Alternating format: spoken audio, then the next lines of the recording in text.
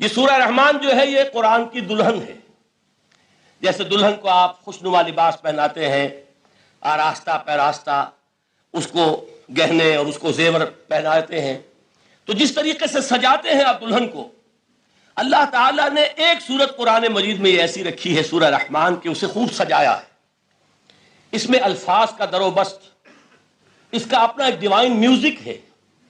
وہ تو اللہ تعالیٰ قراء جو ہے خاص طور پر مصر کے قراء، اللہ تعالیٰ ان پر رحمت نازل فرمائے، ان کی خطاؤں سے درگزر کرے. جس طرح قرآن کے انٹرنسک میوزک کو انہوں نے واضح کیا ہے. واقعہ یہ ہے کہ اگر یہ لوگ نہ ہوتے، شیخ عبد الباسط محمد عبد الصمد، شیخ محمود خلیل الحصری، یہ لوگ کہ جنہوں نے قرآن کے اس غنا، میوزک، یہ لفظ جو ہے آپ حیران نہ ہو کہ میں یہ کچھ توہین کر رہا ہوں قرآن کی، حضور نے یہ لفظ استعمال کیا ہے. تغنو، اس قرآن کو اچھی سے اچھی خوشلحانی کے ساتھ پڑھو.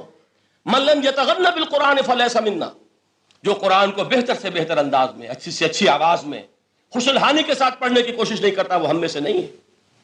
بلکہ ایک مرتبہ حضور رات کے وقت آپ گشت پر تھے اپنے ساتھیوں کے حالات معلوم کرنے کے لیے. حضرت ابو موسیٰ اشعری رضی اللہ تعالیٰ عنہ ایک صحابی ہیں، ان کے گھر کے پاس سے گزر ہوا، وہ رات کو تہجد پڑھ رہے تھے، کھڑے ہوئے کیف کے عالم میں قرآن تلاوت کر رہے ہیں. حضور کو بہت پسند آئی ان کی قرات، کافی دیر تک وہاں کھڑے سنتے رہے. اب انہیں کیا پتا کون سن رہا ہے. بالکل اسی طرح سمجھ لیجئے ایک بات یاد آئی ہے. حضور فرماتے ہیں کہ جس طرح کان لگا کر اللہ قرآن کو سنتا ہے کسی چیز کو نہیں سنتا. ہمیں نظر نہیں آتا نا، ہمیں معلوم نہیں ہے. ہم قرآن پڑھ رہے ہیں تو سننے والا کون ہے؟ سب سے زیادہ کان لگا کر خود اللہ.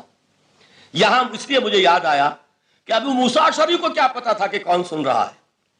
وہ اپنی کیفیت میں نماز میں تہجد میں قرآن کی تلاوت کر رہے تھے، اور ظاہر بات ہے ان کے گھر ایکڑوں میں بنے ہوئے نہیں تھے، ایک ایک کمرہ، ایک ایک کوئی حجرہ، ایسے ہی تو گھر تھے نا صحابہ کے. لہذا حضور پاس سے گزرے، آواز آئی، کافی دیر سنتے رہے. اس کے بعد آپ تشریف لے گئے، صبح فجر میں ملاقات ہوئی تو حضور نے تحسین کے انداز میں فرمایا، یا ابا موسیٰ انک قد اوتیت مزمارا من مزامیر آل داؤد.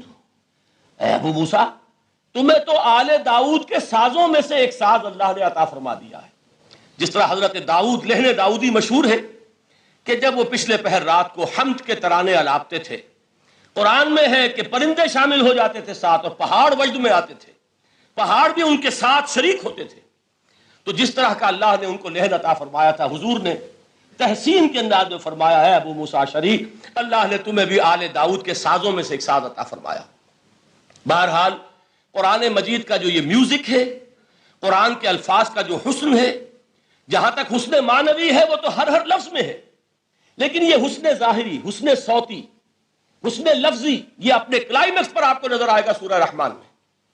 لیکن قرآن میں یہ سورت اس اعتبار سے بھی ممتاز ہے، اس کی 4 آیات پر ذرا توجہ کریں گے، عجیب حقائق سامنے آئیں گے.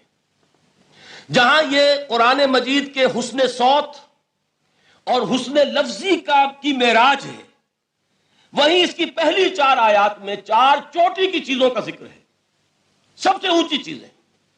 پہلی آیت کیا ہے؟ الرحمن. ایک آیت ہو گئی. رحمان کیا ہے؟ اللہ کا نام ہے. کبھی آپ نے غور کیا اللہ کے ناموں میں سب سے پیارا نام کون سا ہوگا؟ رحمان. کیوں؟ اس کا مادہ کیا ہے؟ رحمت. ہمیں سب سے بڑھ کر جس چیز کی ضرورت ہے وہ کیا ہے؟ رحمت خدا بندی. نام اچھی طرح سن لیجئے اس حضور کے قول کو. حضور فرماتے کوئی شخص جنت میں مجرد اپنے عمل کی بنیاد پر داخل نہیں ہو سکے گا جب تک کہ رحمت خدا بندی دستگیری نہ کرے. کسی صحابی نے بڑی ہمت اور جرأت کا ثبوت دیا کہ پوچھ لیا کیا حضور آپ بھی؟ جب آپ نے فرمایا کوئی شخص داخل نہیں ہو سکتا جنت میں محض اپنے عمل کی بنیاد پر جب تک کہ رحمت خدا بندی جو ہے وہ دستگیری نہ فرمائے. پوچھا گیا کیا آپ بھی؟ آپ نے فرمایا ہاں میں بھی. آپ اندازہ کیجئے کہ اگر محمد الرسول اللہ بھی رحمت خدا بندی کے ضرورت مند ہوں تو تاب دیگراں چہ رسد، ہماری تو سب سے بڑی ضرورت رحمت خدا بندی ہے. اب یہ رحمت جو ہے قرآن مجید میں اللہ تعالیٰ کی یہ شان 2 الفاظ کے ذریعے سے آتی ہے، رحیم اور رحمان. اور کوئی مادہ نہیں ہے جس سے 2 نام بنتے ہوں اللہ کے، لیکن یہ مادہ ہے واحد رحمت کا کہ جس سے رحمان بھی ہے رحیم بھی ہے. رحیم صفت مشبہ ہے، رحمت دائم ہو جائے گی، مستقل ہوگی تو رحیم کہیں گے. اور رحمان اس میں رحمت کی ہے وہ شان ہے کہ جیسے ٹھاٹھے مارتا ہوا سمندر ہو، ہیجان کی کیفیت، طوفانی کیفیت، رحمت خداوندی کا طوفانی جوش، وہ ہے رحمان. آپ تو رہتے اس علاقے میں ہیں، آپ کو معلوم ہے عرب اگر بھوکا مرا جا رہا ہو تو کیا کہے گا؟ انا جوعان. پیاسا مرا جا رہا ہو انا عطشان. بہت غضبناک ہوگا غضبان. غضبان آصفہ قرآن میں آیا ہے، بہت غضبناک. رحمان جس کی رحمت جو ہے جوش میں ہے، ٹھاٹھے مارتے ہوئے سمندر کے مانند. تو یہ اللہ تعالیٰ کے ناموں میں سب سے پیارا نام. اب آگے چلیے. الرحمن علم القرآن، رحمان نے قرآن سکھایا. رحمت خداوندی کا سب سے بڑا مظہر، رحمان کی رحمانیت کا سب سے بڑا مظہر قرآن ہے. ان میں جو منطقی ربط ہے اس کو سمجھتے جائیے.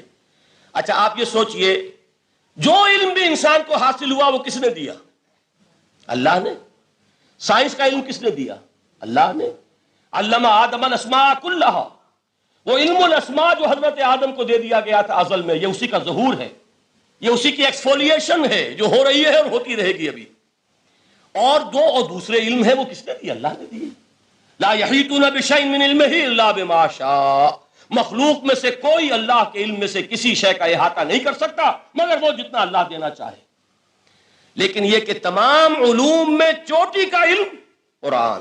نوٹ کرتے جائیے، اب چوٹی کی چیزیں جمع کیجیے. اللہ کے ناموں میں چوٹی کا نام رحمان. اللہ نے جو کچھ انسان کو سکھایا اس میں چوٹی کا علم قرآن.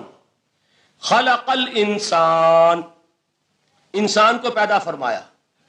سوال یہ کہ حیوانات کو کس نے پیدا فرمایا؟ آسمان کس نے پیدا کیے؟ زمین کس نے پیدا کی؟ فرشتے کس نے پیدا کیے؟ کیا مطلب خلق الانسان؟ اس کی تمام مخلوقات میں اس کا کلائمیکس، اس کی تخلیق کی معراج، اس کے تخلیق کا نقطہ عروج انسان ہے. یہ ہے کہ جو مسجود ملائک بنا ہے. وَلَقَدْ كَرَّمْنَا بَنِي آدَمَ وَحَمَلْنَاهُمْ فِي الْبَرِّ وَالْبَحْرِ وَرَزَقْنَاهُمْ مِنَ الطَّيِّبَاتِ وَفَضَّلْنَاهُمْ عَلَى كَثِيرٍ مِّمَّنْ خَلَقْنَا تَفْضِيلًا. تو تخلیق میں سب سے اونچی تخلیق انسان کی، علموں میں سب سے اونچا علم قرآن کا، اللہ کے ناموں میں سب سے اونچا نام رحمان. اب آئیے چوتھی چیز، علمہ البیان، انسان کو بیان کی صلاحیت عطا فرمائی. کیا اور کوئی صلاحیت عطا نہیں کی؟ بینائی کس نے دی؟ اللہ نے. اسی طریقے سے سماعت کس نے عطا فرمائی؟ اللہ نے. کتنی فیکلٹیز ہیں، کتنے ایکسٹرنل آرگنز ہیں سینس کے، کتنے انٹرنل سینسز ہیں جو اللہ نے دیے ہیں. لیکن یہاں بھی سمجھ لیجئے جتنی فیکلٹیز ہیں ہیومن فیکلٹیز، ان میں ٹاپ کی فیکلٹی جو ہے وہ اسپیچ ہے، کلام ہے، بیان ہے. جن لوگوں نے میڈیکل سائنس کا مطالعہ کیا ہے وہ جانتے ہیں کہ یہ برین ہے، ہیومن برین، اس برین میں جو وہ اوپر ایک زرد سا مادہ ہوتا ہے، گرے میٹر، اس کی ایک کوٹنگ ہوتی ہے. یہ ہائیسٹ ایوالوڈ فارم ہے اور اس میں سب سے بڑا رقبہ جو ہے وہ اسپیچ سینٹر کہلاتا ہے. اسی لیے انسان کو حیوان ناطق کہتے ہیں. حیوان کے اور انسان کے مابین امتیاز قائم کیا گیا، نطق، گویائی، بولنا. اب یہ کیا چیز ہوئی؟ انسان کی صلاحیتوں میں سے سب سے اونچی صلاحیت.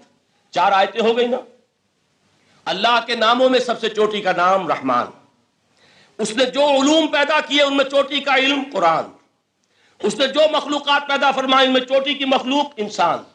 انسان کو جو صلاحیت اور استعدادات عطا فرمائی ان میں چوٹی کی استعداد بیان. جمع کیجئے نتیجہ کیا نکلے گا؟ وہ نتیجہ ایک حدیث نبوی کی شکل میں سامنے آتا ہے. پہلی حدیث میں نے یہی پڑھی تھی، اس کے راوی کون ہے؟ عثمان ابن عفان. میں حیران ہوتا ہوں وہ قافیہ یہاں بھی موجود ہے، رحمان، قرآن، بیان، انسان، عثمان، عفان. باپ کا نام بھی اسی وزن پر ہے، عثمان ابن عفان. عن عثمان ابن عفان رضی اللہ تعالی عنہ قال قال رسول اللہ صلی اللہ علیہ وسلم.